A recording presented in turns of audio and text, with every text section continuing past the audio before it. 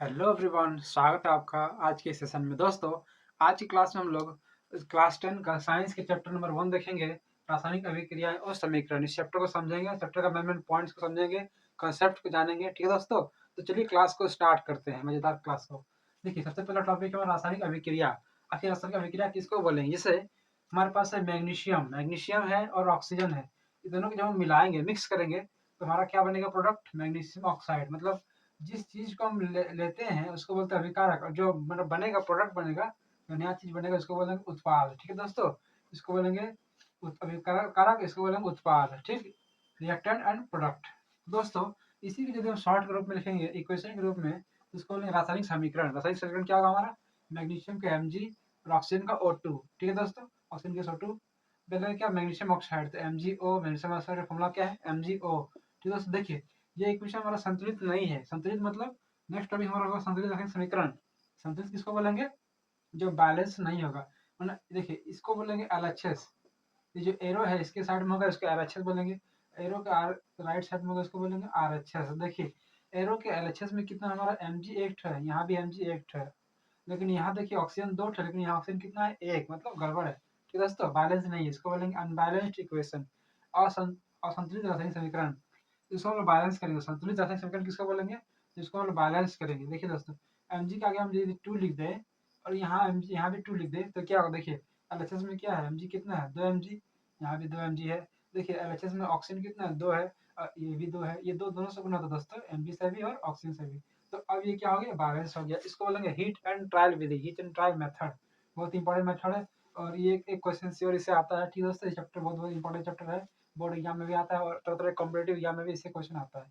तो दोस्तों देखिए, एक और क्वेश्चन हम लिए हैं बैलेंस करने के लिए। H2 plus Cl2 hydrogen chloride, chlorine मिलकर बनेगा हाइड्रोजन क्लोराइड। ठीक है दोस्तों, देखिए ये बैलेंस नहीं है, क्योंकि यहाँ हाइड्रोजन दो गो है, यहाँ पे हाइड्रोजन एक गो है।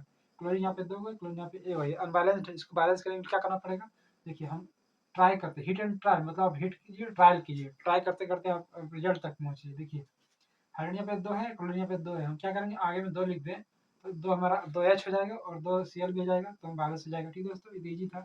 एक और क्वेश्चन देखिए, जैसे NaOH sodium hydroxide plus H2SO4 sulphuric acid, इसको हम लोग जब कंबाइन किए तो क्या बना? Na2SO4 सोडियम सल्फेट प्लस जल वाटर H2O। देखिए यहाँ पे LHS मतलब पूरा यहाँ से यहाँ तक आपका LHS हो। ठीक है दोस्तों, तो देखिए LHS में हमारा Na कितना है? एक हो। RHS में Na कितना है? दो हो। मतलब गड़बड़ है, मतलब यहाँ पे हमको दो लगाना पड़ेगा, इसीलिए मैंने यहाँ पे दो लगाया है। तो देखिए दो Na होगी। अब देखिए सब तरह तरह का जितना भी एलिमेंट है सबका हम देखेंगे अलग अलग। Na का देख लीजिए, ऑक्सीजन देखते हैं। ऑक्सीजन यहाँ पे कितना है? एक है। यहाँ ऑक्सीजन कितना है? चार है। चार और एक पाँच हो, LHS में पाँच गो है। RHS देखते हैं, RHS में क्या है? देखिए ये हमारा कितना है? चार गो है, और ये एक मतलब पाँच गो। सही है, सही है। ठीक है दोस्तों, लेकिन जल्दी हम क्या किए? Na में हम बैलेंस करने के लिए हम 2 लगा दिए, तो ये 2 से ये भी गुना होगा, ये भी ये होगा, तो मेरा ऑक्सीजन कितना हो गया? 2 और इधर 4, 6, 6 हो गया। इसीलिए मैंने यहाँ देखिए 4 का मेरा ऑक्सीजन यहाँ पे है, तो क्या किया? आगे में 2 लिख दिए, H2 के आगे में 2 लिख दिए। इससे क्या होगा? 2 ऑक्सीजन यहाँ होगा, और ये 4, 4 2 6 होगा, RHS में भी, LHS में 6 होगा, तो बैलेंस हो गया। ठीक है दोस्तों, अब हम लोग हाइड्रोजन देखते हैं। हाइड्रोजन कितना? देखिए यहाँ पे हाइड्रोजन यहाँ पे 2 है, और हाइड्रोजन यहाँ पे 2 है, 4 है। ठीक है दोस्तों, जब हम यहाँ 2 लिख चुके हैं, तो देखिए यहाँ पे मेरा हाइड्रोजन कितना होगा? 4 होगा। यदि हम 2 नहीं लिखते तो मेरा हाइड्रोजन यहाँ पे 2 होता, लेकिन यहाँ पे मेरा कितना? 2 और 1 3 होता। ठीक है दोस्तों, इसलिए गड़बड़ था, इसलिए सही किए। अब देखिए SO4 का, देखिए SO4, SO4 मेरा एक ही है, यहाँ भी एक ही, मतलब SO4 ठीक ठाक है, उसमें कोई गड़बड़ नहीं है। जो जो जो बिना बैलेंस है उसी को हम लोग बैलेंस करते हैं। ठीक है दोस्तों, तो ठीक है दोस्तों, इस तरह हम लोग चैप्टर को समझ रहे हैं, क्वेश्चन को जान रहे हैं, कैसे क्या क्या टर्म्स को जान रहे हैं। ठीक है दोस्तों, हमारा नेक्स्ट टॉपिक है रासायनिक अभिक्रियाओं के प्रकार, मतलब different type of chemical reaction. बहुत सारे रासायनिक अभिक्रिया के प्रकार होते हैं। देखिए पहला प्रकार है संयोजन अभिक्रिया। देखिए नाम से अब पकड़िए, नाम से समझिए। संयोजन मैंने इसको संयोज में जोड़ेगा, जोड़ के एक एकल उत्पाद बनेगा। देखिए C+O2, देखिए दो अभिकारक है, एक कार्बन है एक ऑक्सीजन है, दोनों मिल के हमारा सिंगल प्रोडक्ट बन रहा है, मतलब प्रोडक्ट हमारा एक ही होगा, उत्पाद हमारा एक ही प्रोडक्ट होगा। ठीक है, तो यहाँ पे देखिए कैल्शियम ऑक्साइड, इसको बिना बुझा हुआ चूना बोलते हैं, बहुत इंपॉर्टेंट फॉर्मूला है। प्लस H2O, इसको पानी मिला देते हैं। देखिए दो को अभिकारक है, दो रिएक्टेंट है, मिलके कितना प्रोडक्ट बन रहा है? प्रोडक्ट हमारा एक ही बन रहा है। ठीक है दोस्तों, कैल्शियम हाइड्रोक्साइड बुझा हुआ चूना इसको बोलते हैं। ठीक है, सेकंड टाइप है हमारा, सेकंड टाइप है वियोजन अभिक्रिया। वियोजन मतलब अपघटन, मतलब टूटेगा। अपघटन का मतलब क्या होता है? टूटता है।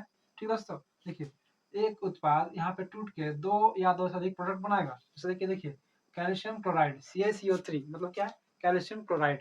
ये क्या है, टूट रहा है। जब ये टूट रहा है इसका ब्रेकिंग होगा तो क्या बनेगा, calcium oxide plus carbon dioxide. ठीक है दोस्तों, जैसे हम लोग चूना, चूना को जब हम पानी डालते हैं, चूना में को पानी में डालते हैं तो क्या होता है, कैल्शियम ऑक्साइड मतलब उसका रंग सफेद होता है, पूरा व्हाइट हो जाता है और CO2 मतलब दबकता है। ठीक है दोस्तों, CO2 बनता है।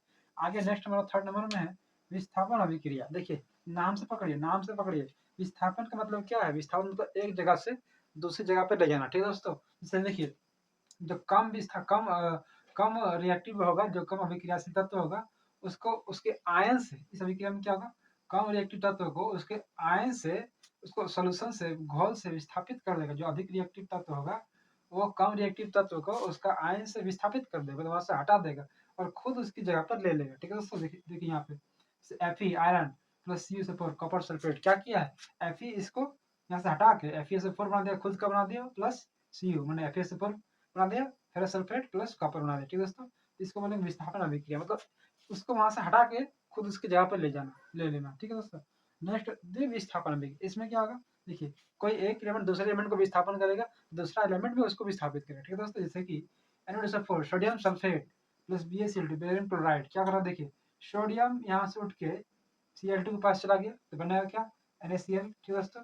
और उसी तरह बी ए यहाँ से उठ के क्या करेगा, SO4 के पास आ जाएगा तो क्या बनेगा, बेरियम सल्फेट। ठीक है दोस्तों, देखिए अदला बदली हो रहा है, तो सोडियम बोल रहा है कि हम बी ए के पास जाएंगे तो बी ए बोल रहा है कि हम सोडियम के पास आ जाएंगे। तो इस तरह ये फॉर्मेट होगा, इस तरह इसका फॉर्म बनेगा। ठीक है दोस्तों, ये क्या द्विविस्थापन अभिक्रिया इसको अभिक्रिया है। ऊष्माक्षेपी अभिक्रिया, देखिए ऊष्माक्षेपी मतलब क्या है, ऊष्मा यहाँ से निकलेगा, जैसे कि CH4 मीथेन प्लस 2O2, इसको जब हम लोग अभिक्रिया कराएंगे तो हमारा क्या फॉर्म होगा, कार्बन डाइऑक्साइड प्लस H2O। तो देखिए ऊष्मा निकलता है, तो हम लोग बोल सकते हैं, इसका डिफरेंशियल लिख सकते हैं कि वैसी रासायनिक अभिक्रिया जिसमें अभिक्रिया के साथ साथ ऊष्मा भी निकलती है उसको बोलेंगे ऊष्माक्षेपी रासायनिक अभिक्रिया। ठीक है दोस्तों, अब देखिए नेक्स्ट हमारा क्या है, ऊष्मा शोषी अभिक्रिया। देखिए ऊष्मा को शोषी, शोषी मतलब ऊष्मा को लेना।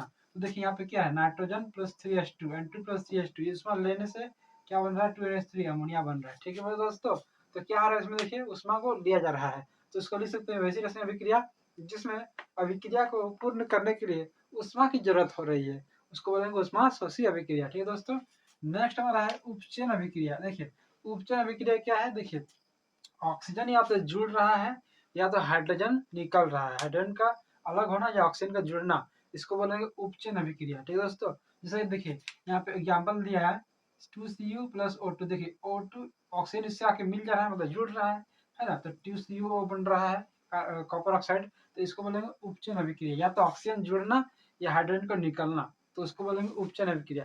जैसे इसका अपोजिट है अपचयन अभिक्रिया। ठीक है दोस्तों, इसको हम लोग बोलते हैं ऑक्सीडेशन रिएक्शन, इसको बोलते हैं रिडक्शन रिएक्शन।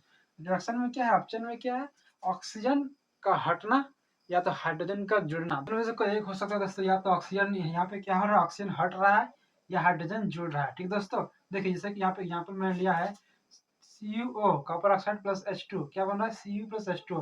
तो देखिए ध्यान से देखिए ऑक्सीजन यहाँ से क्या हो रहा है, ऑक्सीजन से हट रहा है, हट के ऑक्सीजन से हाइड्रोजन से जुड़ रहा है। ठीक है दोस्तों, ऑक्सीजन का हट रहा है, ऑक्सीजन का हटना ही हम लोग बोलते हैं अपचयन अभिक्रिया। जैसे यहाँ क्या बन रहा है, कॉपर प्लस H2O, देखिए यहाँ पे O यहाँ से हट गया। ठीक दोस्तों, इसको बोलेंगे अपचयन अभिक्रिया। अब नेक्स्ट हमारा इंपॉर्टेंट है रिडॉक्स अभिक्रिया। इसमें क्या होगा, ऑक्सीजनेशन और रिडक्शन दोनों होगा, मतलब उपचयन भी होगा और अपचयन भी होगा, इसको बोलेंगे रिडॉक्स अभिक्रिया, रिडॉक्स अभिक्रिया। जो देखिए यहाँ पे क्या है, CuO प्लस H2 बन रहा है Cu प्लस H2O।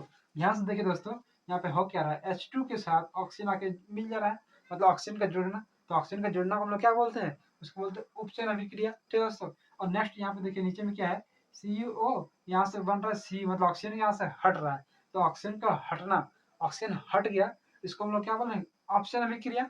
ठीक है दोस्तों, नेक्स्ट हमारा टॉपिक है संक्षारण और विकृत गणिता। देखिए संक्षारण जैसे क्या है, लोहा का वस्तु आप देखेंगे, लोहा का चीज को यदि हम सामान में खुले में रख देते हैं, क्या होता है उसमें जंग लग जाता है, तो या तो खुली हवा के कारण होता है, पानी बरसात के कारण भी होता है, अम्ल के कारण भी होता है, जैसे ताजमहल का रंग हम लोग पीला पड़ गया है। ठीक दोस्तों, एक्सीडेंट के कारण, तो ये सब क्या है, संक्षारण नहीं लगना, ये सब हो रहा है। नेक्स्ट विकृत गणिता। विकृत गणिता क्या है दोस्तों, जैसे तेल का सामान को खराब होना, मतलब तेल का सामान यदि हम रख दिए, बासी पकौड़े, ठीक है दोस्तों, चिप्स को उसमें नाइट्रोजन भरा जाता है चिप्स के पैकेट में, ताकि उसमें विकृत गणिता ना आ जाए, क्योंकि चिप्स भी तेल से छाना होकर बना रहता है। ठीक है दोस्तों, तो तेल का सामान जो है वो बासी रखने से क्या होता है, खुले में रख देने से या ऑक्सीजन के संपर्क में रखने से उसको खराब हो जाता है, उसका टेस्ट कलर उसका खराब हो जाता है। ठीक दोस्तों, इसको बोलते हैं विकृत गणिता। तो उसे बचने के लिए हम लोग क्या करते हैं, हम लोग नाइट्रोजन का हाँ, भरते हैं हम लोग, किसमें भरते हैं? चिप्स पे का पैकेट में। ये क्वेश्चन आ चुका है दोस्तों, ठीक है दोस्तों? इस तरह हम लोग क्वेश्चन चैप्टर का ओवरव्यू देखिए, चैप्टर को समझे। तो दोस्तों क्लास कैसा लगा कमेंट में ज़रूर बताइएगा, और चैनल पर नए हैं चैनल को सब्सक्राइब कीजिए, लाइक कीजिए, शेयर कीजिए, अपने दोस्तों के साथ शेयर कीजिए ताकि सभी इसका फ़ायदा ले सकें। दोस्तों आज की क्लास को हम लोग यहीं पे रखते हैं। जय हिंद।